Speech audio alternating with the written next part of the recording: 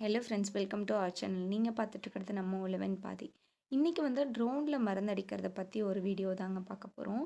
நம்ம வந்து ஃபார்மிங் பண்ணணும் அப்படின்னு நினைக்கிறோம்.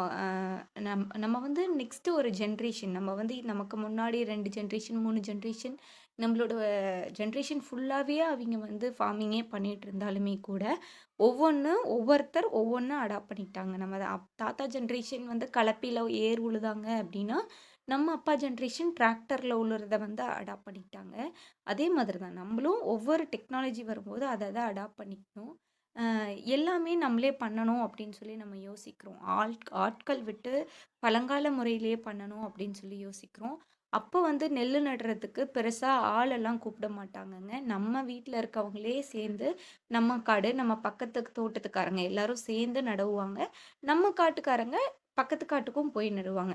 அப்படிங்கம்போது பகிர்ந்து செஞ்சுக்கிட்டாங்கங்க. அப்ப வந்து நமக்கு பெருசா அ நஷ்டம் ஆகல. ஆனா, இப்ப வந்து எல்லாத்துக்குமே ஒரு ஆட்கள் விடுறோம், வேலையாட்கள் விடுறோம் அப்படின்றம்போது கூலி உயர்வும் அதிகமா இருக்கு.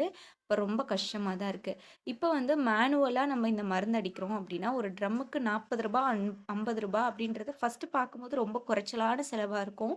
ஆனா, இதுவே வந்து நம்ம ஒரு ஏக்கருக்கு 10 ட்ரம் அடிக்க போறோம் அப்படிங்கம்போது, அது ரொம்ப பெரிய அமௌண்ட்டா மாறிடுது.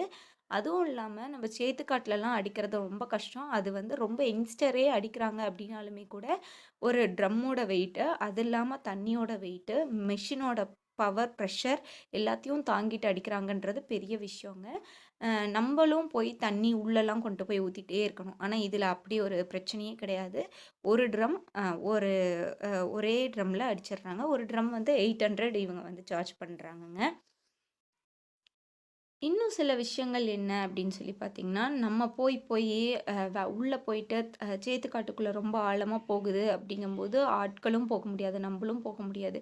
அந்த மாதிரி இருக்க சிச்சுவேஷன்ல இது ரொம்ப ஈஸியான ஒரு விஷயம்.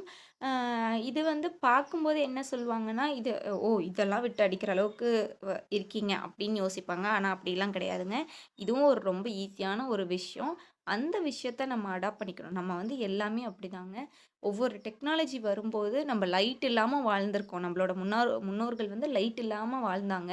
அப்ப லைட்டுன்ற ஒரு தேவையே இருந்திருக்காது. நைட் ஆனா தூங்கியிருப்பாங்க. ஆனா லைட் வந்ததுக்கப்புறம் யூஸ் பண்ண ஆரம்பிச்சிட்டோம் பார்த்தீங்களா? அந்த மாரி தான் ஒவ்வொன்னையும் நம்ம வந்து கொஞ்சம் அடாப்ட் பண்ணிக்கும்போது, நமக்கான வேலை வந்து கம்மியாகும். Okay friends. Thank you for வாட்சிங்.